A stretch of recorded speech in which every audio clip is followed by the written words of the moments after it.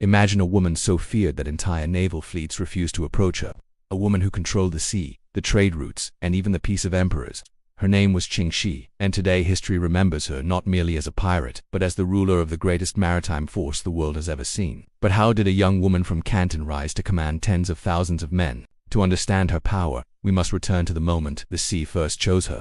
Late in the 18th century, the waters surrounding Canton were a maze of wooden boats, drifting markets, and families who lived their entire lives on deck. Among them moved a young girl, silent but observant, watching the rhythms of trade, hunger, and survival. The Qing dynasty was strained by corruption, foreign pressure, and a weakening military presence in the southern provinces.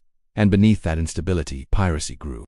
Ching Shih learned early that power belonged not to those who were born with it, but to those who understood how to take it. By the final years of the 1700s, the South China Sea was dominated by one of the fiercest pirate commanders of the era, Zheng Yi, leader of the Red Flag Fleet. His ships were feared from Macau to Vietnam, and yet, in the busy floating markets, he found someone even sharper than himself, Ching Shih. What all versions agree on is simple: she understood people, motives, and leverage better than anyone he had ever met. When they married in the year 1801, she did not merely join the Red Flag Fleet, she began to reshape it. Ching Shih demanded structure where chaos had ruled. She introduced systems for dividing loot, strict codes of conduct, and punishments that kept strong men obedient. Her presence turned a pirate fleet into a disciplined force. But then, in the year 1807, Zheng Yi died unexpectedly during a storm. Most pirate confederations would have collapsed. Instead, Ching Shih stepped forward. She summoned the captains, forged alliances, and secured the loyalty of the most feared lieutenant of the fleet, Chang Po-sai, the adopted son of Zheng Yi, and a brilliant strategist. At that moment, she did something no woman in Chinese maritime history had done. She took command of more than 1,000 vessels and more than 50,000 pirates. Under her leadership, the pirate confederation expanded to its peak. The red, black, yellow, blue, white, and green fleets, each a massive force on its own, now answered to her. Trade routes bent to her will. Villages paid taxes to her. Foreign merchants feared crossing her waters without permission. The Qing government, shaken by internal rebellions, tried to deploy naval forces, but they were no match for her coordination. Ching Shih understood not just battle, but economics. She struck where supply lines were weak, seized weapons, recruited abandoned soldiers, and gave them something the empire never could: purpose.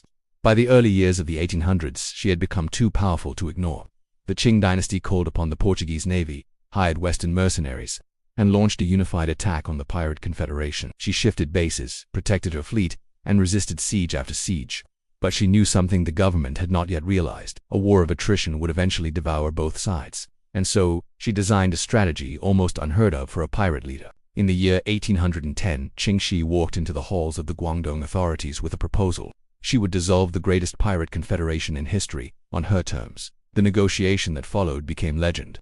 She demanded amnesty for her pirates, permission for many to join the imperial navy, and the right to keep all loot acquired before the agreement. And astonishingly, the Qing dynasty agreed. They were too exhausted to refuse. The pirate queen had won without drawing a sword. After securing the deal, Ching Shih married Chang Po-sai and opened a gambling house in Canton. No exile, no execution, no pursuit. Just a quiet life built on a foundation of brilliance and defiance. She died in the year 1844, peacefully, a fate almost no pirate in history ever achieved. Even today, naval historians marvel at her discipline, her strategy, and her sheer command of human nature. Ching Shih did not merely survive the sea, she shaped it. And if you want more stories of real-life figures who defied entire empires, explore the other videos on this channel. History is full of people who changed the world from the shadows, and their voices deserve to be heard. Thanks for watching.